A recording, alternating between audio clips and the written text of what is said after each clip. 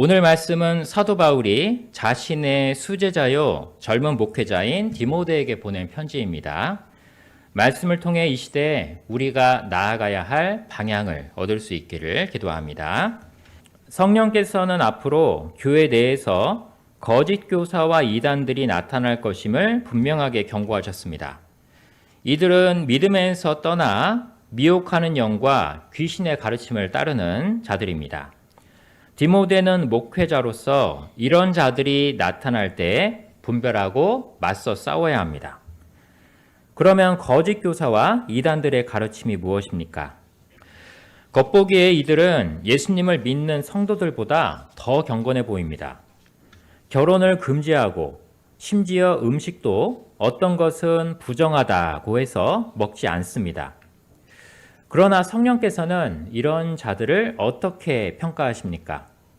하나님은 이런 사람들을 외식하는 자들이요 거짓말하는 자들로 보십니다. 어째서일까요?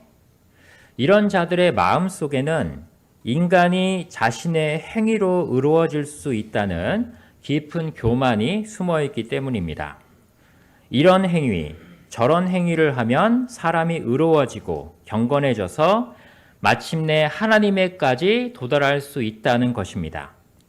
이런 생각은 거의 모든 종교, 특히 고등 종교에 나타나 있는 사상입니다. 그러나 그것은 인간이 나 스스로 하나님이 되고자 하는 자기 우상화요, 하나님께 대한 반역입니다. 하나님은 인간이 노력해서 도달할 수 있는 분이 아닙니다. 전적으로 타락한 인간은 하나님께 나아갈 수 없고 어떤 행위로도 하나님 앞에 의로워질 수 없습니다. 하나님께서 그런 인간에게 주신 최종 해결책이 무엇입니까? 예수님을 믿음으로 의롭다함 받는 것입니다. 오직 하나님의 아들 예수님을 믿음으로 구원받는 것입니다. 다시 3절 하반절을 보겠습니다. 이처럼 예수님을 믿음으로 구원받은 사람들은 세상을 어떻게 바라봅니까? 성도들은 하나님이 창조하신 모든 음식물을 감사함으로 받습니다. 이 얼마나 자유롭습니까? 성도들은 예수님 안에서 하나님이 창조하신 세계를 온전한 감사함으로 받고 자유롭게 누립니다. 그리고 이처럼 아름다운 세계를 지으시고 우리에게 누리게 해주신 선하신 하나님께 영광을 돌립니다. 사람이 예수님을 믿을 때 그곳에 참된 자유가 있습니다. 성경이 말하는 경건의 정의를 한번 보겠습니다. 누가 참으로 세속에 물들지 않은 경건한 사람입니까? 앞서 두 케이스를 평가를 해보겠습니다. 나 스스로 노력해서 신이 되겠다며 혼인은 부정한 것이요 이런저런 음식은 먹어서는 안 된다고 주장하는 사람입니까? 아니면 나는 아무 공로 없지만 오직 주 예수님의 은혜로 구원받았다며 하나님께 감사하고 영광 돌리는 사람입니까? 자, 이 둘 중에 누구를 하나님이 경건하다고 세속에 물들지 않았다고 인정해 주시는지 우리는 이미 답을 알고 있습니다. 자, 그러나 안타깝게도 이 보배로운 지식은 누구나 가지고 있는 것이 아닙니다. 교회 바깥의 사람들은 이에 대해서 전혀 모릅니다. 심지어 교회 안에 있음에도 성경도 예수님의 복음도 잘 알지 못하는 경우가 있습니다. 그래서 겉보기에 뭔가 더 절제하는 것처럼 보이고 뭔가 더 고행하는 것처럼 보이고 그래서 고매해 보이는 이단 사이비의 가르침에 넘어갑니다. 사람의 이성으로는 그것이 더 그럴듯해 보이기 때문입니다. 그러므로 우리는 6절처럼 먼저 받은 믿음의 말씀과 교훈으로 주위 사람들을 깨우쳐야 합니다. 7절을 보겠습니다.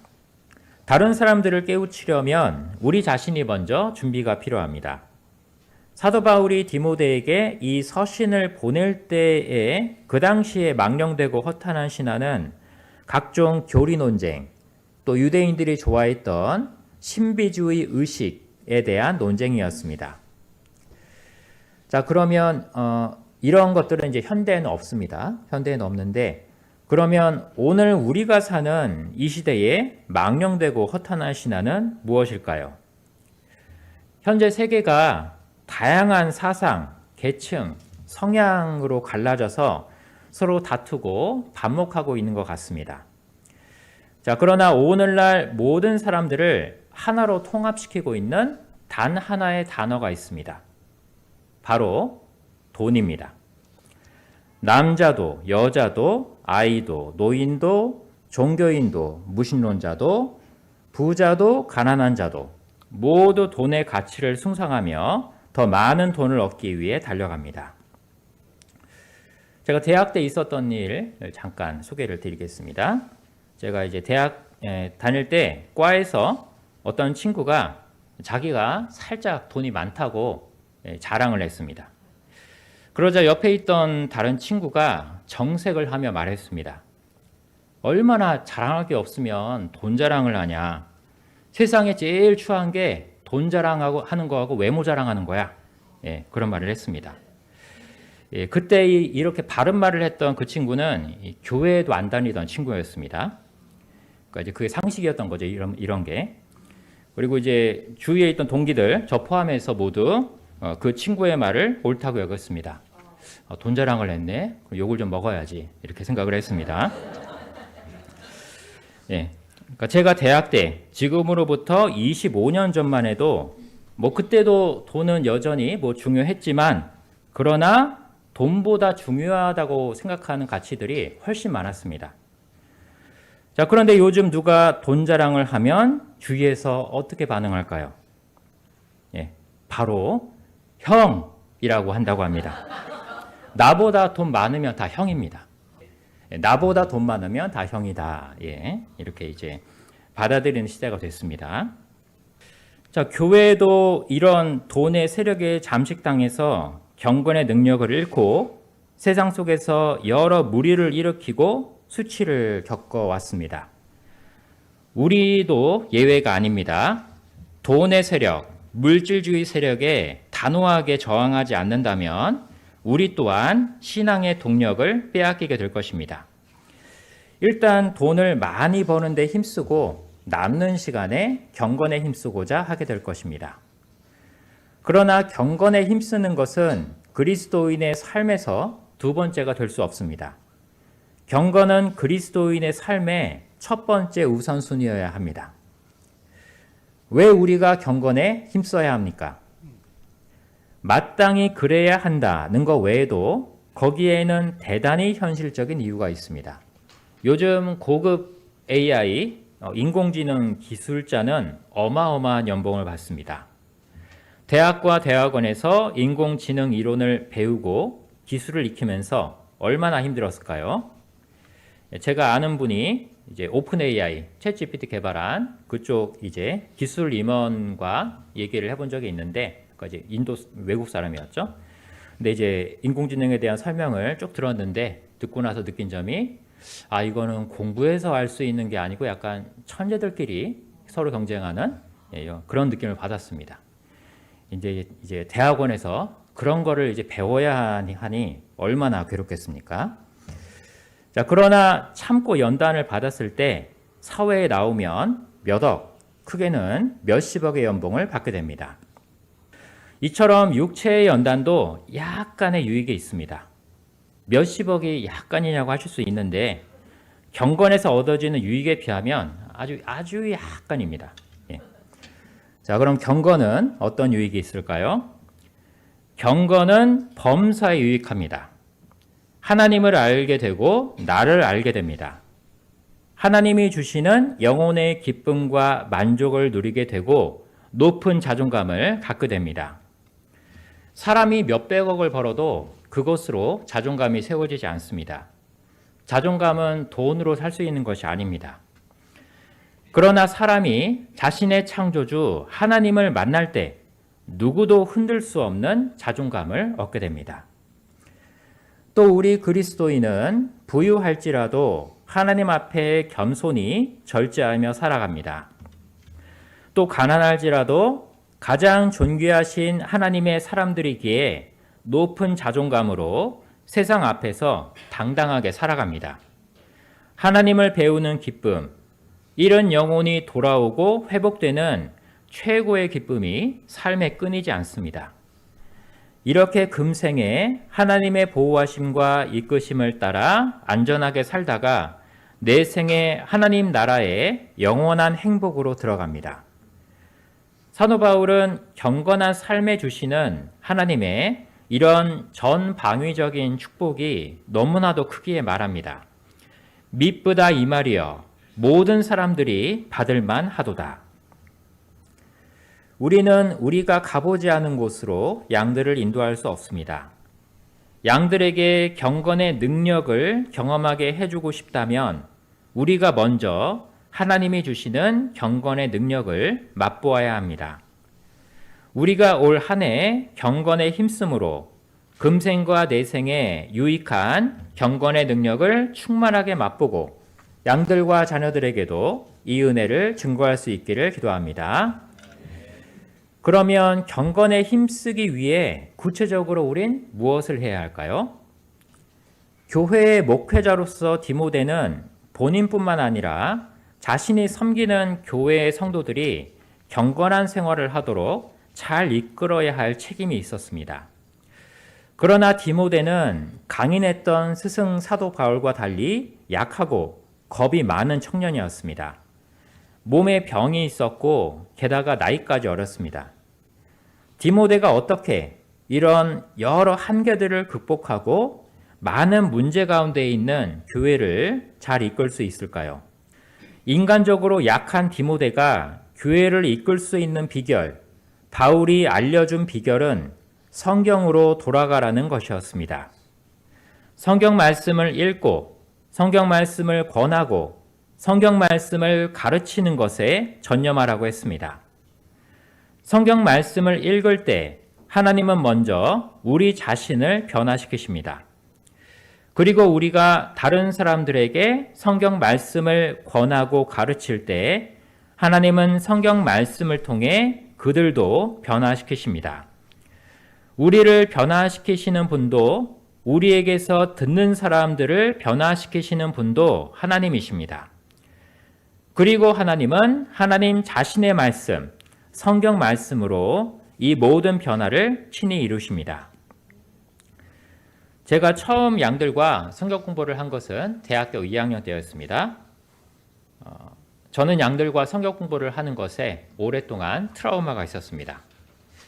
왜냐하면 양들이 저와 한두 번 공부하고서는 실망을 하고 그 다음부터 성경 공부를 안 했기 때문입니다. 저는 제가 워낙 이 유머가 없고 재미가 없는 사람이라서 성경 공부를 재미있게 못 섬겨서 그런 줄 알았습니다. 그래서 제가 재미있는 목사님들을 참 부러워했습니다. 어쩜 저렇게 말을 재미있게 할까? 그렇게 부러워했습니다.